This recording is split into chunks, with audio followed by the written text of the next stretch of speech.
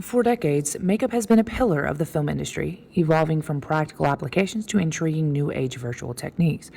But what does new age virtual techniques have to do with makeup?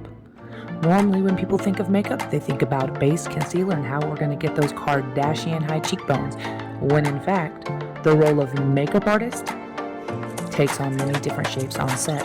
And what we're talking about today is going to be special effects makeup. From zombie makeup to dead animals and puppets, special effects artists challenge the boundaries, taking time to connect the best visual masterpieces for what's needed.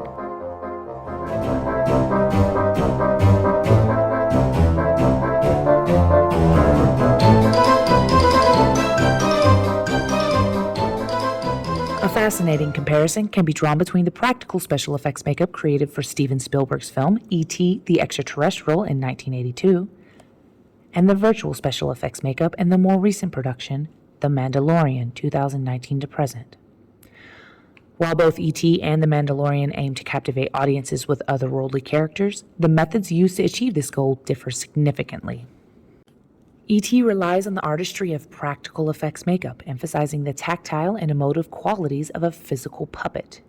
In contrast, The Mandalorian utilizes the limitless potential of virtual effects makeup, introducing characters with unprecedented levels of detail and dynamic expression.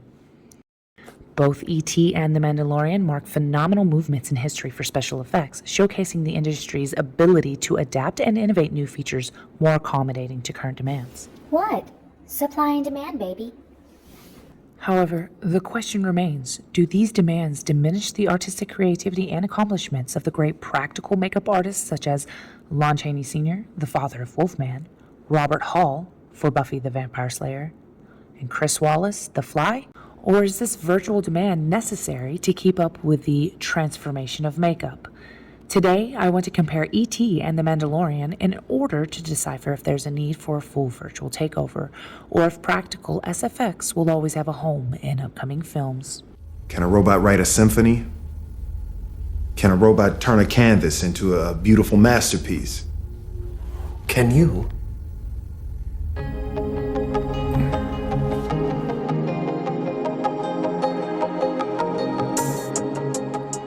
To understand how practical application affects its viewers, let's dive into Carlo Rambaldi's creation of the Extraterrestrial. His creation pushed the limits of reality as an animatronic puppet. And then, after touching the heart, E.T. is going to put his hands on your shoulders.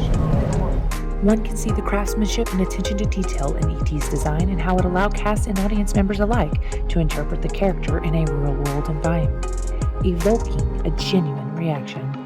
Being able to act with a physical character influenced the actor's authentic performance, making the idea of an extraterrestrial more believable. I believed E.T. was real. Loved him in such a profound way. On top of the key strength to conjure peer reactions, the puppet's facial expressions, articulated movements, and tangible presence on set contributed to the emotional connection audiences felt with the extraterrestrial character. In essence, the palpable presence of E.T. enhances the emotional resonance of the film, as the characters engage in genuine moments with a tangible being. I always felt that E.T. had 12 hearts, and each heart belonged to the operator, one of the operators that had a function that was able to move his cheek, create a smile, create a blink, create a pulsing of blood through veins in the neck. But they were all E.T.'s fathers, or I used to call them E.T.'s hearts. In stark contrast to the practical effects of E.T., The Mandalorian embraces the cutting-edge realm of virtual SFX makeup, giving a more versatile option to making make-believe feel real. Leveraging the power of computer-generated imagery to seamlessly integrate digital characters into live-action environment, provided filmmakers with the freedom to explore fantastical realms and create characters that might be impossible or impractical with traditional makeup techniques. Wait a minute!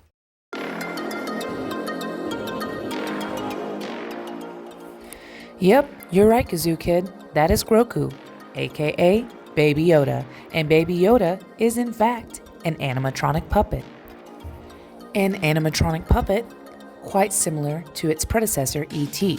However, as you can probably notice, infinitely smaller And the team still does use CGI for the facial expressions of Grogu. And if you'll notice here, there are a lot of different characters with practical special effects makeup. So I think it's safe to say that practical and virtual effects will have a long-lasting relationship together, because without one or the other, we wouldn't be advancing, or we just wouldn't have an emotional connection to our films and our TV shows. Thank you all. This has been a pleasure. Good evening and good night.